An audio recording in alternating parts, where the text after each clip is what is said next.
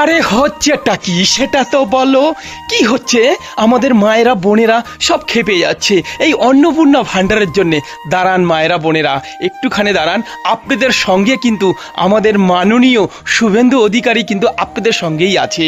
অবশ্যই আপনাদের কিছু একটা করে প্রত্যেকটা মায়েদের বোনেদের কিন্তু এই অন্নপূর্ণা ভাণ্ডার কিন্তু দেবে। কিন্তু তবুও আমি বলছি যে মাননীয় শুভেন্দু অধিকারী, আপনাকে আমি ছোট হয়ে একটা কথা বলছি। যে কথাটা হচ্ছে কি বলুন তো, আপনি তো প্রত্যেকটা মায়েদের এবং বোনেদের ৩,০০০ টাকা করে দিচ্ছেন। এটা ৩,০০০ টাকা না দিয়ে আপনি ১৫০০ টাকা করে দেন এবং প্রত্যেককে দেন।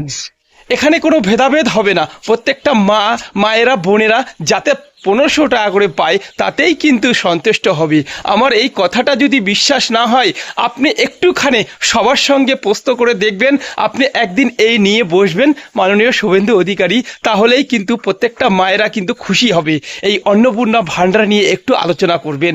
এটুকু বলে আপনাকে কিন্তু আমি হাজারো প্রণাম জানাই।